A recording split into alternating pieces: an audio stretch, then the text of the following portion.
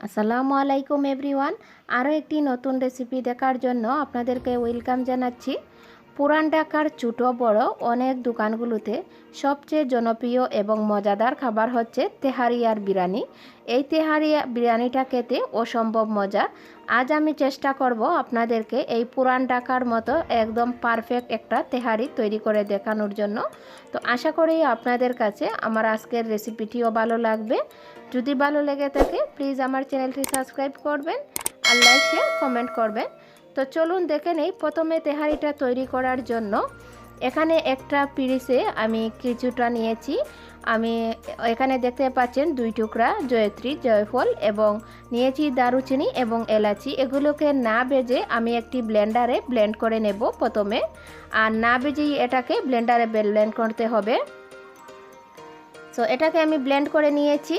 এখন আমি চুলায় একটা হাঁড়ি বসিয়ে দিয়ে দিয়েছি পর্যাপ্ত পরিমাণে তেল। এখানে আমি 1 কাপ থেকে বেশি তেল দিয়েছি।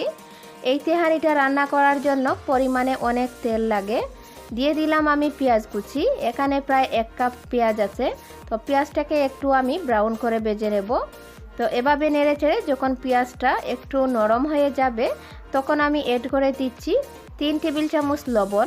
আসলে চালের পরিমাণ অনুযায়ী আপনারা লবণটা দেবেন। আমি যেহেতু চাল একটু বেশি নিয়েছি, তো এটাকে ভেজে নেওয়ার পরে দিয়ে দিলাম এখানে আদা বাটা 2 টেবিল চামচ। এখানে আমি 2 টেবিল চামচ টক দইয়ের সাথে 1 টেবিল চামচ রসুন বাটা এবং 1 টেবিল চামচ এখানে সরিষা আর পোস্ত আমি দুটাকে ব্লেন্ড করে মিশিয়ে নিয়েছিলাম। তো নেওয়ার পরে এটা দিয়ে আমি মশলার সাথে খুব ভালোভাবে মিশিয়ে নিয়েছি। যখন মশলাটাকে কষানো হয়ে যাবে 5 থেকে 6 মিনিট, তখন এখানে আমি প্রায় 1 কেজি গরুর মাংস নিয়েছি। আর মাংসটাকে আমি সাইজ করে কেটে ধুয়ে পরিষ্কার করে নিয়েছিলাম। আপনারা চাইলে এখানে খাসির মাংস ইউজ করতে পারেন। তো মশলার সাথে মিশিয়ে একটা ঢাকনা দিয়ে ঢেকে রেখে দিলাম 10 মিনিটের জন্য। 10 মিনিট পরে আমি ঢাকনাটা সরিয়ে নিয়েছি। আর এই পর্যন্ত আমি কোনো পানি দেই নাই, আপনারা হয়তো এটা লক্ষ্য করেছেন। সো এটাকে আমি মিশিয়ে নিয়েছি। এখানে আগে যে মশলাটা আমি ব্লেন্ডারে ব্লেন্ড করে নিয়েছিলাম, মানে পাউডার করে নিয়েছিলাম, সেই পাউডারটা দিয়ে 1 টেবিল চামচ মরিচের গুঁড়া দিয়েছি। আর এখানে কোনো কিছু দেওয়ার প্রয়োজন নেই। পুরান ঢাকার তেহারিতে আর কোনো মশলা ইউজ করা হয় না, তাই আমি আর কিছু দিলাম না। আর এখানে আমি মরিচের গুঁড়া দিয়েছি 1 টেবিল চামচ। আপনারা চাইলে আরও একটু বেশি করে দিতে পারেন। তো ঢাকনা দিয়ে ঢেকে রেখে দিয়েছিলাম আরও 10 মিনিটের জন্য। আর এটাকে বারবার নাড়তে হবে। 10 মিনিট পরে ঢাকনাটা সরিয়ে আমি আবার নেড়েচেড়ে নিয়েছি। নিয়ে আমি 1 কাপ গরম পানি দিলাম যাতে মাংসটা আর একটু সিদ্ধ হয়ে যায়।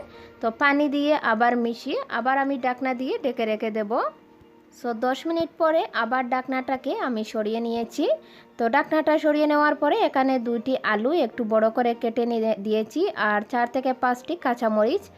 আসলে আলুটা অপশনাল, আমার বাচ্চারা আলু খুবই পছন্দ করে তাই আমি আলুটা দিয়েছি, আপনারা চাইলে স্কিপ করতে পারেন। তো আবার আমি ঢাকনা দিয়ে ঢেকে রেখে দিয়েছিলাম আরও 10 থেকে 15 মিনিটের জন্য। তো 10 থেকে 15 মিনিট পরে আমি ঢাকনাটা সরিয়ে আবার নেড়েচেড়ে নিচ্ছি। যেহেতু এখানে পোস্ত আর সরিষা আমি ইউজ করেছি তাই নিচের দিকে একটু পুড়ে গিয়েছে।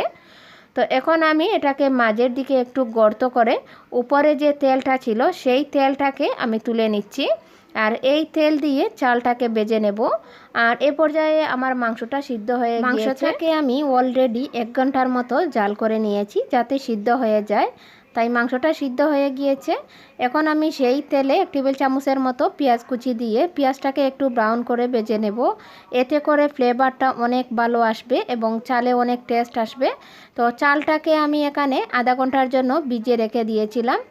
আর ভিজিয়ে রাখার পরে ধুয়ে খুব ভালোভাবে পরিষ্কার করে নিয়েছি। এখানে প্রায় 1 কেজি থেকে আমি 200 গ্রাম কম চাল নিয়েছি, প্রায় 800 গ্রামের মতো।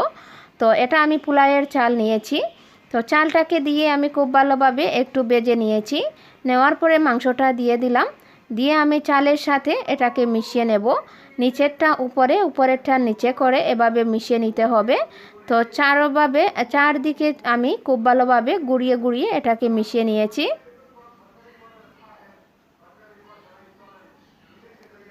সো এখন আমি এখানে 1 কাপ দুধ দিলাম। তো দুধটা আমার আগে থেকে জাল করা ছিল। এখানে দিয়ে দিলাম আমি 1 কেজির মতো গরম পানি। আমি 800 গ্রাম চালের সাথে 1 কেজি গরম পানি দিয়েছি। দিয়ে দিলাম আমি 4 টেবিল চামচের মতো ঘি এবং 1 টেবিল চামচের মতো টেস্টিং সল্ট। দিয়ে এখানে দেব আমি কেওড়া জল। কেওড়া জল বেশি দেওয়া যাবে না, এখানে প্রায় 1 টেবিল চামচ থেকে কম কেওড়া জল আমি দিয়েছি। তো সামান্য পরিমাণে দিতে হবে, এতে করে টেস্টটা অনেক ভালো আসবে। তো কেওড়া জল দিয়ে আমি খুব ভালোভাবে চালের সাথে মিশিয়ে নিয়েছি নেড়ে ছেড়ে। এখন ঢাকনা দিয়ে চুলার আঁচটা লো করে রেখে দেব 20 থেকে 25 মিনিটের মতো। তো 20 থেকে 25 মিনিট পরে আমার চালটা সিদ্ধ হয়ে গিয়েছে, মানে একদম ফুটে গিয়েছে, আর সেটা আপনারা দেখতে পাচ্ছেন। আর এখন আমার এটা একদম পারফেক্টভাবে রেডি হয়ে গিয়েছে। এখন আমি চুলা থেকে নামিয়ে নেব একটা প্লেটে। তো আপনারা এরকম একটা ঢাকনা দিয়ে ঢেকে রেখে দেবেন যাতে কোনো ধরনের বাতাস না ঢুকে। তো তৈরি হয়ে গেল আমার আজকের পুরান ঢাকার মজাদার তেহারি। আশা করি আপনাদের কাছে ভালো লাগবে। ভালো লাগলে অবশ্যই একটা লাইক এবং কমেন্ট করবেন। আপনাদের লাইক এবং কমেন্ট আমাদেরকে অনেক অনেক উৎসাহী করে। আর আমার রেসিপিটি ফলো করে অবশ্যই একবার বাসায় ট্রাই করতে পারেন। আর আপনাদের কোনো প্রশ্ন বা মতামত থাকলে অবশ্যই আমাকে পোস্ট করে জানাবেন, আমি অবশ্যই উত্তর দেওয়ার চেষ্টা করব। আর কেমন হয়েছে আমার রেসিপিটি অবশ্যই কমেন্ট করে জানাবেন। আজ এই পর্যন্তই। সুস্থ থাকবেন, ভালো থাকবেন এবং নিরাপদে থাকবেন। আল্লাহ হাফেজ।